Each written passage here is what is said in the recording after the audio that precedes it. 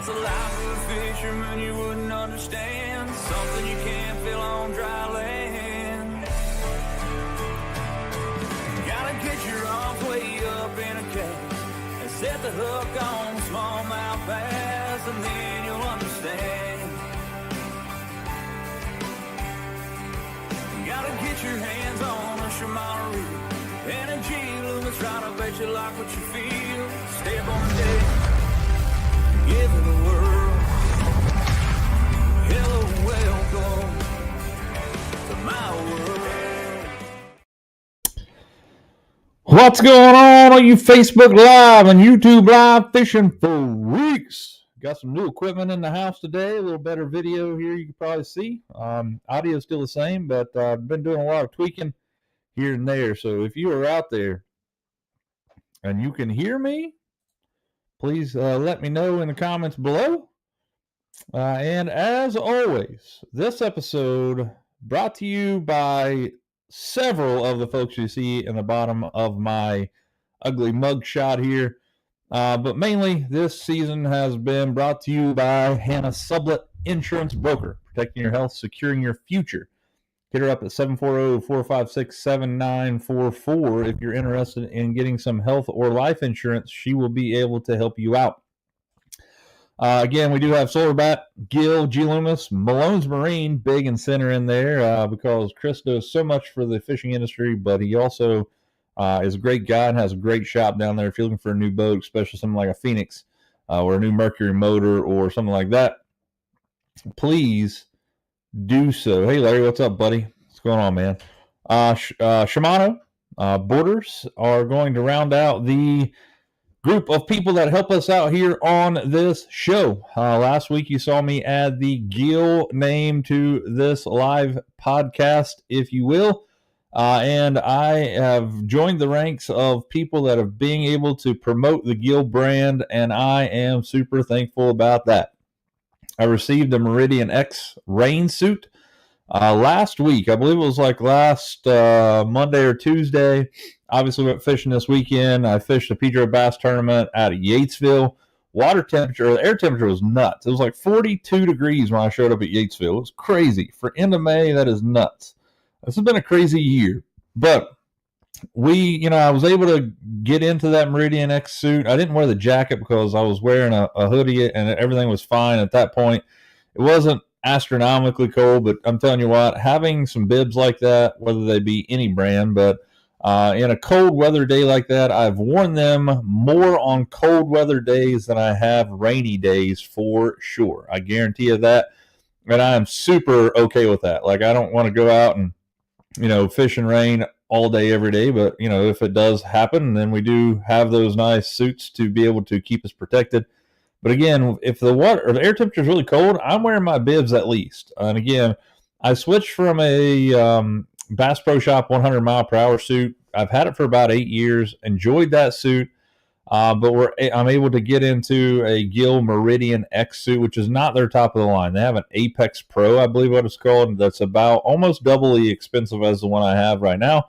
But from the 5 or so hours that I wore the bibs, because it was cold all the way till noon, it seemed like, I did get a lot of, I got to feel them out a little bit. There will be a way more in-depth photograph or video coming about that here this week. I've went out and, I've worn it a couple times now, and I want to give you guys the lowdown on that. But I have switched to Gill, and I am running the Meridian X, and so far, the one time that I've wore it this past weekend, awesome suit, especially the bibs. I haven't had the jacket on that much fishing, but a lot of room in it. They fit true to size. I ordered a large. I normally wear a large. It's, really good. I like the way that the straps kind of, how they adjust. They're just Velcro. I thought Velcro would eventually wear out, but it's a super high-end Velcro, so I don't think that's going to be the case at all. But with that being said, jumped in the Pedro Bass Club tournament this past weekend. Pedro Bass Club is a team tournament, so you fish as a team. And JR had his little girl's birthday this weekend and couldn't fish. So I went out and made the best of it. I know that I was going to have to really catch him. And I went out and I've been editing the video for the last 3 or 4 hours, and it's just fun to see because I went up in when I left. So I drew boat number 2, which never happens, but it normally happens when you don't know where you're going. And that's exactly what happened. And I had it in my head that I was like, man, the water temperature is going to be getting up in the 70s probably. They're going to be getting done with the spawn. They're probably going to be moving out into some timber and some deeper water. So I chose to go to Twin Branch, and I was going to start scoping minute 1. And matter of fact, I didn't even turn my camera on because I know, and you guys know, if I'm going to have a scoping video out there, I'm not even going to post it on YouTube because let's face it, you guys don't want to watch that. I don't want to make that style content, but I was fishing a tournament and I wanted to try to be competitive more than making content this Saturday. So I pulled up in Twin Branch, scoped around for, I'm guessing, 10 minutes. And I got to the point where I was like, F this, I'm going to go find something that's a little more I'm going to do me for a while. I don't want to scope. I was figuring if it got hot, I could go back and scope. Those fish will always be there. They're actually going to get in that timber more when the sun comes up anyway. So I said, man, I'm going up the creek. Gary Timberlake, what's up, buddy? Gary coming in second, hot on my heels the other day in this tournament. But I made the decision to run all the way up Rich Creek. And it's about, I don't know, I'm guessing probably 13 miles. I'm guessing from the ramp to the end of Rich Creek where I was at. So I ran all the way up in there, and I immediately picked up a flipping and pitching rod, which is my 894C JWR NRX Plus. I have it paired with a Chronarch it's a Chronarch MGL. Absolute phenomenal combo, and I have it in an 8-gear ratio. 16 pound Sunline FC Sniper.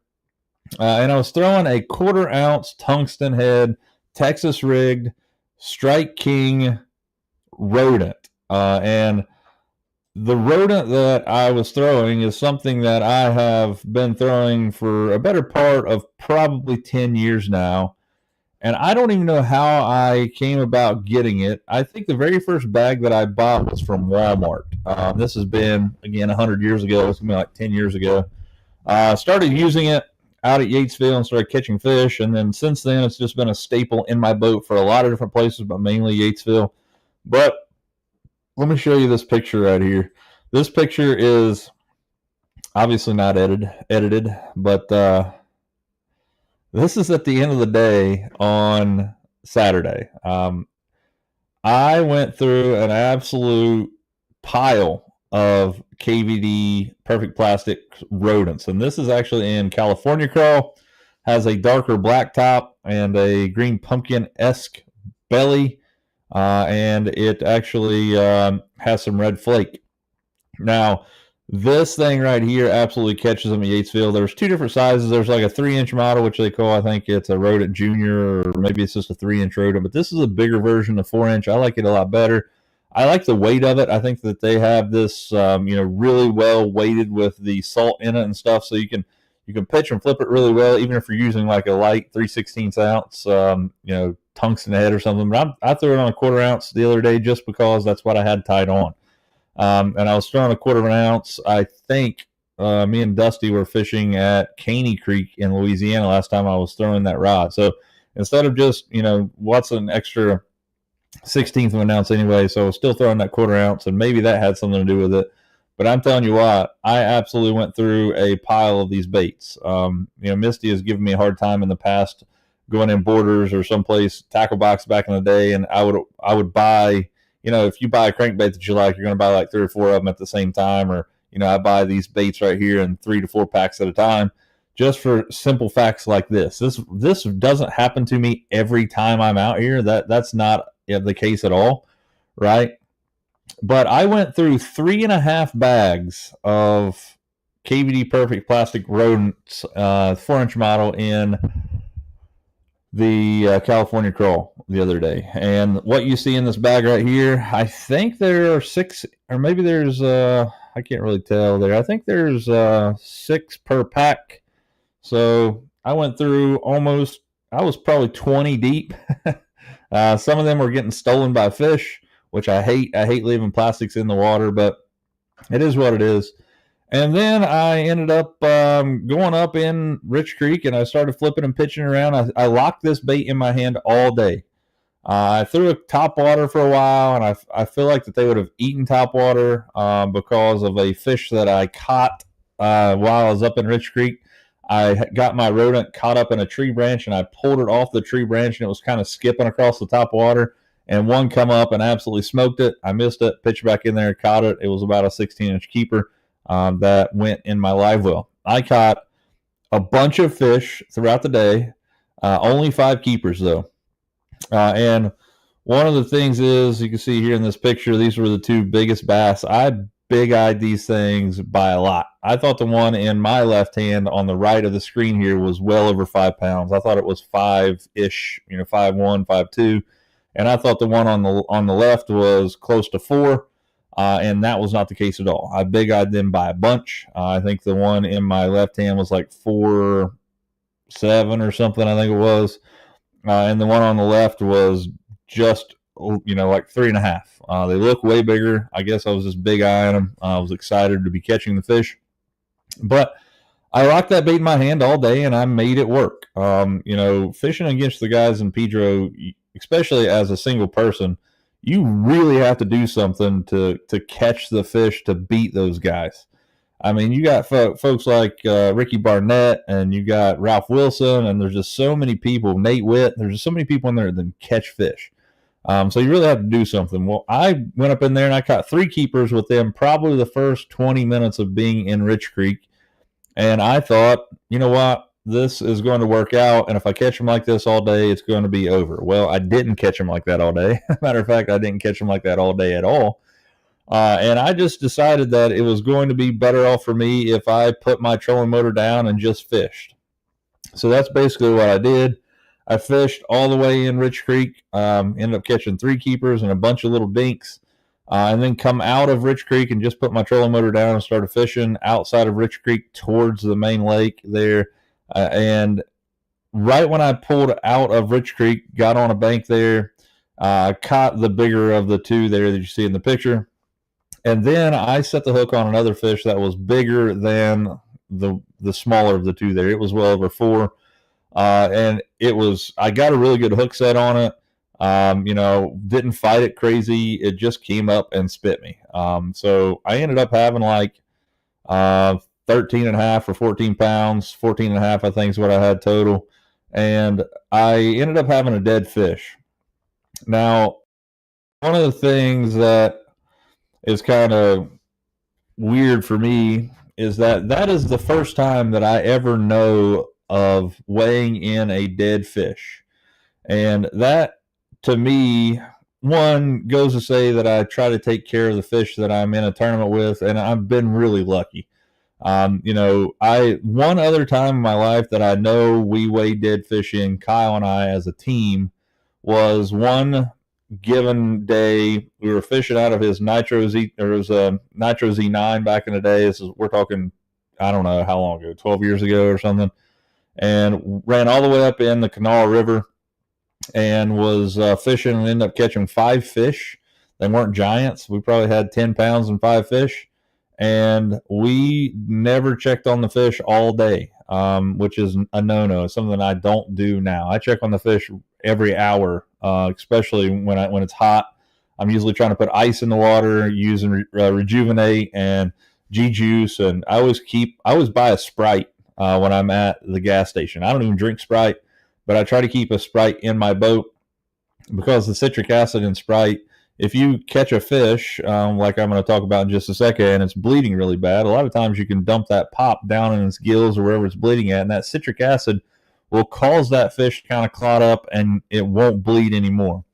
Now, my thought was that, so the deal was when I caught this fish, I pitched over the log, and it went down, and I got hung up, and I was moving it and twitching it, and I pulled it across the limb, and it jetted up on the bank or up on the water, and I was just pulling it, and the fish come out of this brush and tried to eat it. Well, it didn't eat it, so I just reeled it back up and pitched it right back in there, and the fish smoked it again, and I set the hook, And I would say where it was just so amped up to eat it, it ate it upside down. And I set the hook and I hooked it not in the tongue, because if you hook a fish in the tongue, man, it is tough to keep them alive unless you turn them loose.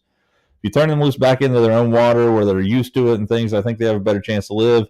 But I hooked it kind of like in the base of the tongue, almost in the gills, but it was kind of in that weird area. It was bleeding, wasn't bleeding profusely. Dug in my I normally, I keep a Sprite in there. I don't buy one every time. So I dug in there the other day and noticed that it was gone. I'd used it, previously, and I threw it away. So I didn't have the Sprite, and I didn't have any kind of Rejuvenate or anything on my boat. So long story short, I put it in my live well for a while, and I wanted to call it out. And I kept looking. I kept going back there, and it was fine. It was just fine. It was swimming. Everything was good. And I got to the point where I said, if this fish starts getting funky and looking like it's having trouble, I am just going to attempt to turn it loose and risk losing the tournament, because I'd much rather the fish live than me take it, take the chance of killing the fish for, $100. So everything was fine. It was back there for 2 hours. Everything was great. I just had my live wells pumping constantly. I didn't have them on timer. I do have that really high-end Powerhouse lithium that is way bigger than my boat needs. So I think I can run those things for 2 days and it will be just fine. Not going to run my battery dead, but I ran them for hours, like especially when that fish was, when I hooked it deep like that. And I was checking on it every so often, and it was swimming and everything was fine. And then I went back there to put another fish in, and it was dead. It turned belly up, and, that's just kind of is what it is. But, that was the very first time that I have ever weighed in a bass, other than, like I said, when me and Kyle were up in the Kanawha, and both of his live well pumps quit working. And that's what I forgot to mention that earlier. I was talking about it, but I didn't go any farther. Both of his live well pumps quit working on us at the same time, which is crazy. And it's just the way that it happens. Something that you got to check on all the time. But that and this time right here is the only time I've ever weighed in a dead fish. This being my fault, I think. What's up, Strix Marine Plus? What's up, Aaron? How you doing, buddy? Hope you're doing well out there. But I had about 14 and a half pounds. Ended up coming, I had like 14 some pounds, I think. I ended up weighing 13 something because of the dead fish. And, it was a really good day. I'm not going to lie to you guys. When I started catching those fish up in Rich Creek, the way I wanted to catch them, I had it locked in my brain when I got to Yatesville that I was going scoping, and I wasn't even going to turn my camera on. And again, the deal is that you guys don't want to watch scoping footage no more than I want to produce it. But I was trying to be competitive at this tournament, and I did that, and I went scoping for about 8 minutes of my life and decided, F that, I'm going up the creek, and that's what I did. And I locked a Texas rig, creature-style bait in my hand all day. And it wasn't fast and furious. Like, I caught several fish. I probably got 25 fish throughout the day, which is pretty good for Yatesville, but they were all like 6 to 12 inches long. But the bites that I were getting that were keeper bites were quality. And, it's really tough to say anything about that other than the fact that the farther you went up the creek, the dirtier it got. Yeah, buddy. Down, I guess you're going to Dayton. That must be Chickamauga. Matthew, tell him good luck. If you guys need anything, let me know before now and then. Some of you guys may know that more than I do. I didn't fish them that often, but I did fish some of their baits. Did I see that Venom Lures in Ohio went out of business? So they were trying to sell out all their stuff. Like, somehow I got on their reel today, and it was pretty crazy because they were like selling everything. So I guess they're going out of business, which sucks. It was an Ohio-based company, and I know a lot of people used them. Matter of fact, Nate Witt and I ended up winning a tournament out of the Little Sandy River one night, I think on a Wednesday night tournament down there, or Tuesday night, whenever they have them, on a Venom lure, just a ringworm. Actually, I didn't catch him. He's the one that caught it, but that's what he caught it on. I do have some really cool baits. Actually, as a matter of fact, after that tournament, I bought like 100 of those worms from Venom. Oh, man, I hate to hear that. That sucks. Just a quick update on the old YouTube channel. Try to keep you guys up to date. I haven't even actually looked at it today. Really closing in on that 6,000 subscriber mark.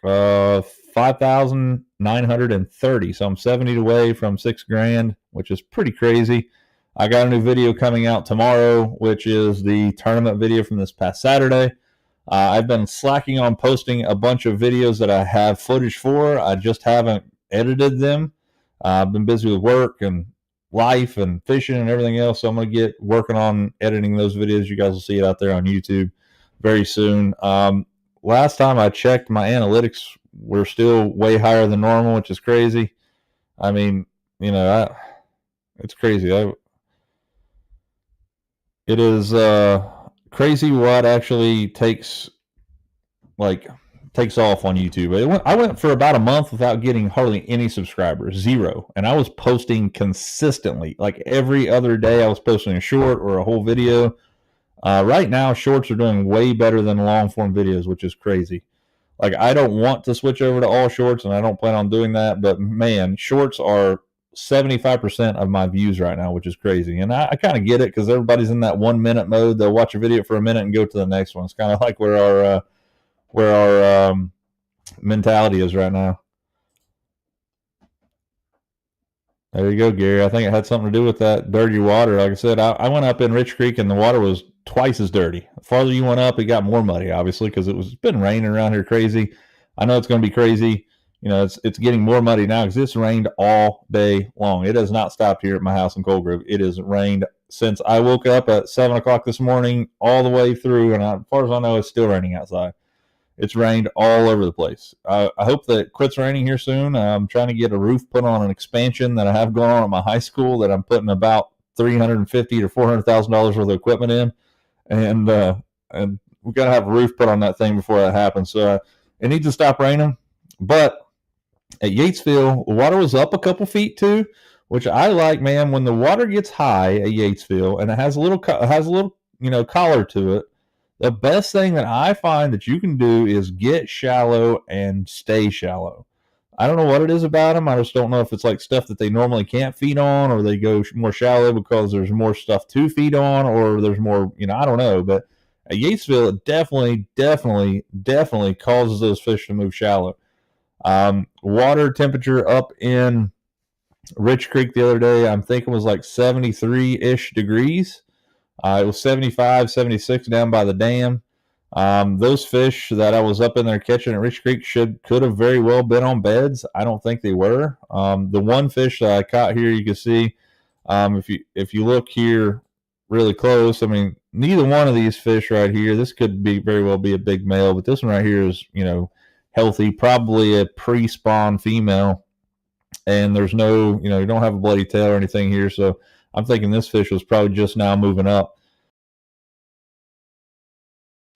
It kind of, I just like fishing shallow at Yatesville when the water is up. If the water's up, like I'm talking, man, I wish I could have got out there when the water was like super high this spring when it was like flood stage. Like, you could dang near pitch into the toilet of the bathrooms.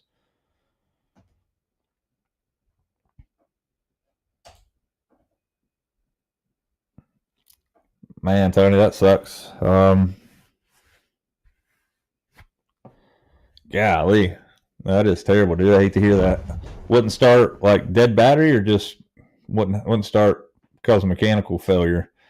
I will tell you guys, I have 2 of those battery packs, like the jump packs. Actually, I have 3 of them now. They are an absolute godsend. They're very small. You can keep them in your truck forever. I mean, I think you charge it like once a year and you're good to go. I don't even think you have to do that, but I'm just kind of OCD about it to make sure it's ready to roll. I've saved more people on the side of the road, or we were went to a Marshall football game this past year, and there was 2 people, 2 different times that needed a jump, and I had that jump pack in there and got them going, which is pretty cool. Really simplistic to use, does make it.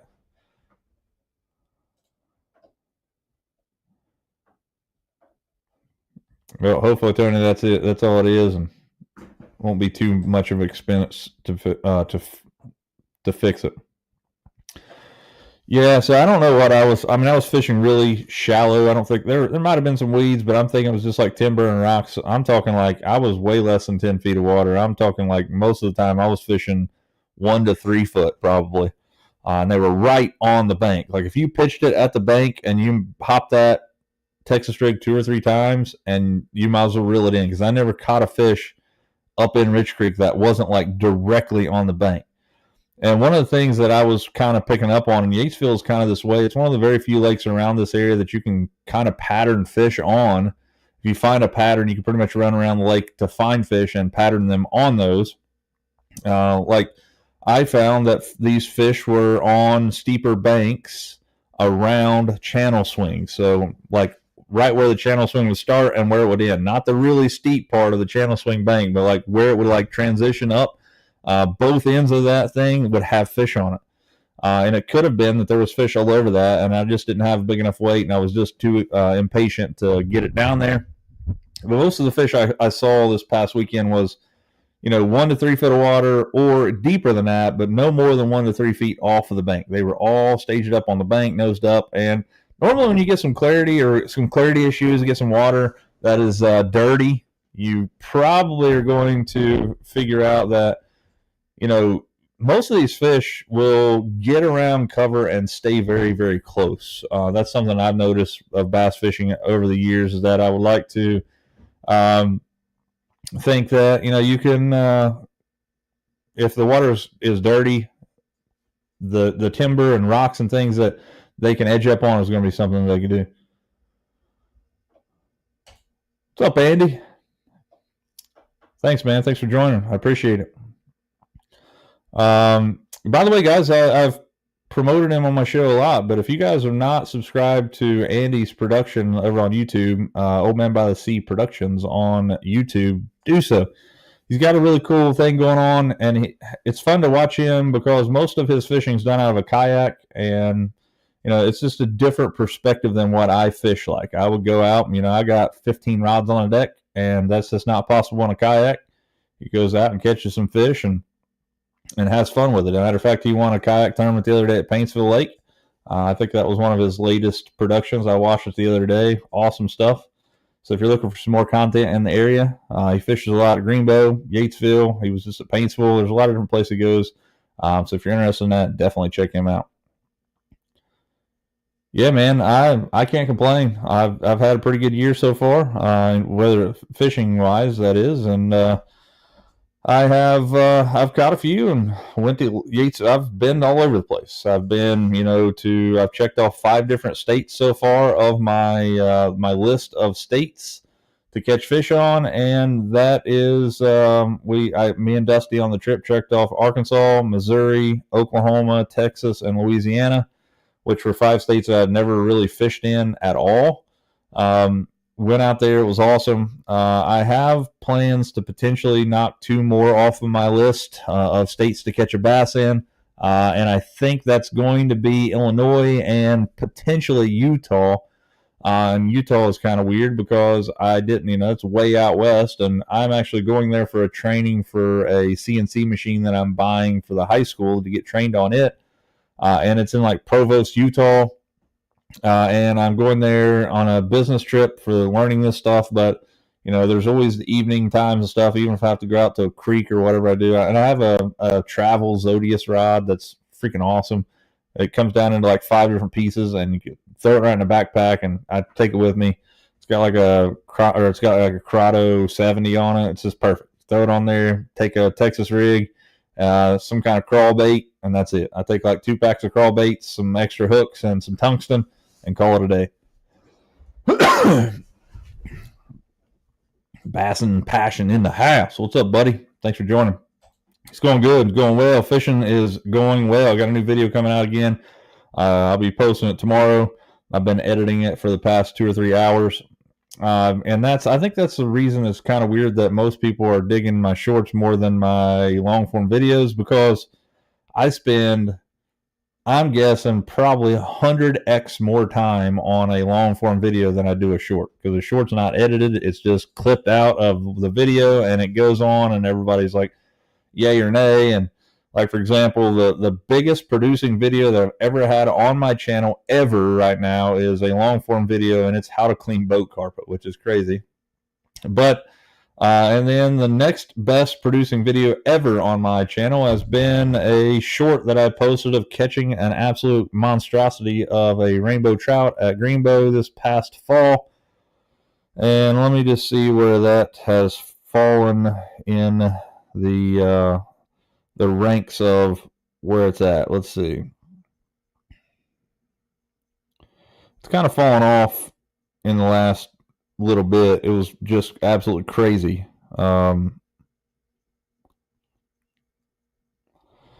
Yep. So right now, this video, you guys probably can't see it, but 307,100 views, or 307,000, yeah, 307,100 views since it was posted. And from that one video, I've gained almost 500 subscribers from one short, which is absolutely crazy. It's been shared an absolute crazy amount of time. But it's crazy to me that, you know, a lot of people have seen it. And the weird deal about it is, like, I can see here that most people have been sharing this thing via Android messaging. They've been like sharing this, hey bud, check this out, which is crazy.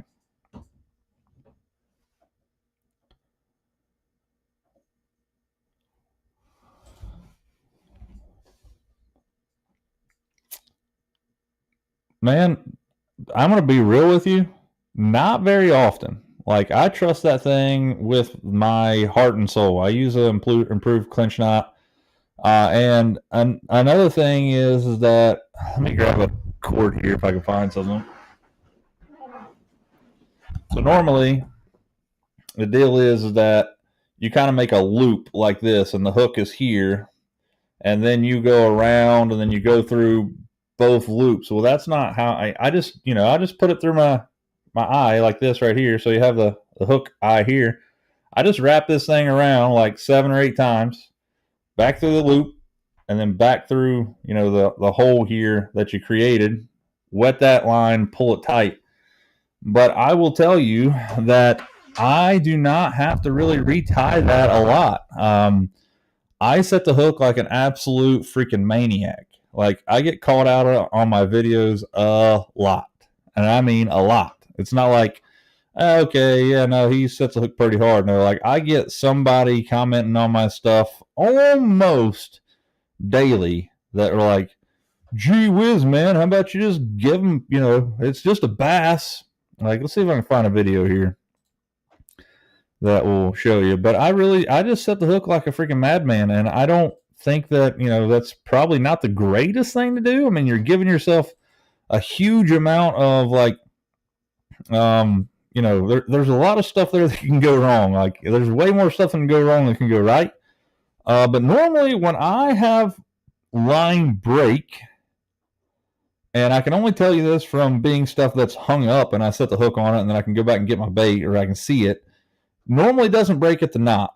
It normally just breaks, you know, somewhere like, you know, 2 or 3 foot up where it's been frayed. I will tell you, though, that I have, you know, I think that fishing Sunline has changed my outlook on that stuff. Just for the simple fact is that I trust it more than I do any other line right now. Let's see if this video right here is it. Let's see.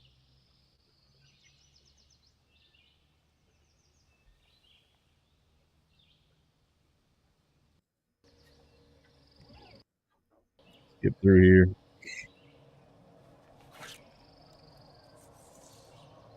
You know, same.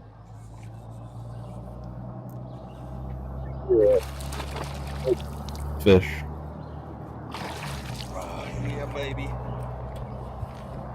Boat flipping 4-pounders. So yeah, I mean, I boat flipped that fish, set the hook like an absolute freaking maniac. I really don't have a lot of problems. I'm amazed that I can get by with using 16-pound test. You know, I talked to like Caleb over at Borders and other people, and they're throwing 20 to 25. I have never had a problem with 16-pound Sunline FC Sniper pitching and flipping. It is fluorocarbon. You get it around rocks, you get it around bushes and things, it's going to fray. So I will, I feel the line after every catch. And I will check. And if I feel a nick or something, that's when I retie. I don't ever retie due to my knot.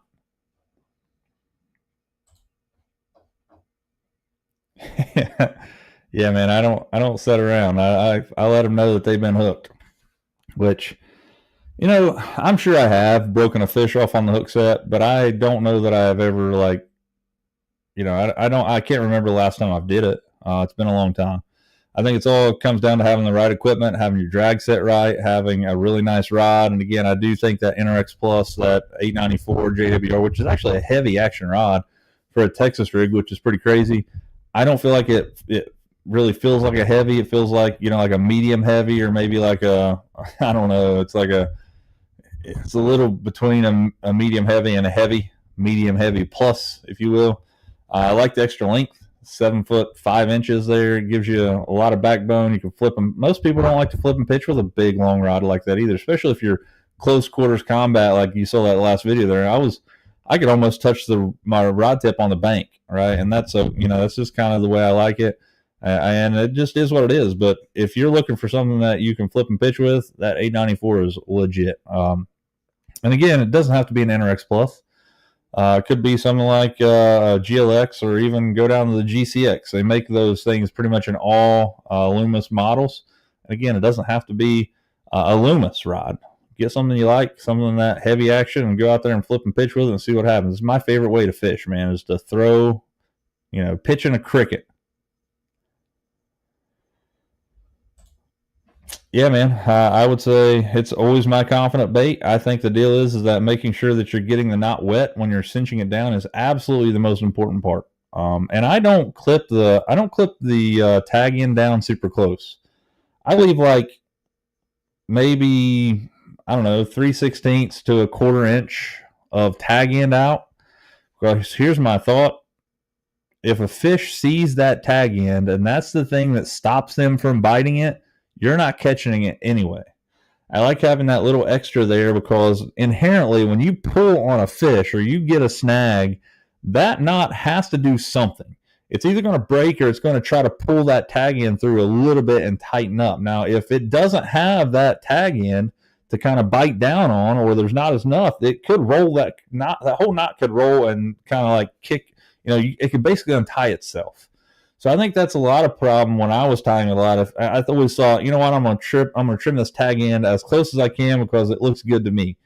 But again, in the grand scheme of things, if a fish sees a 1/4 inch extra of line, especially fluorocarbon, and they don't bite it, you're never catching that fish anyway.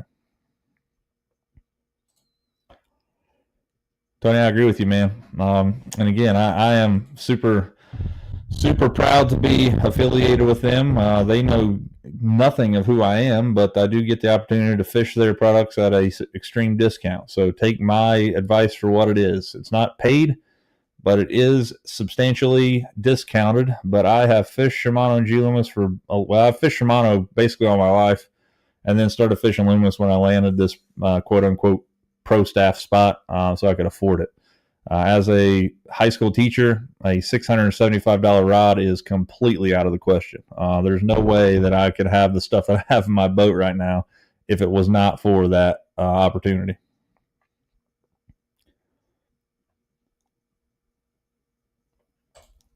What's up, Dale? Let's see. Double San Diego jam knot fluorocarbon acts as a noose and doesn't pinch itself on the line. Charles Grigsby, Brad Knight, and a lot of pros use it because of that.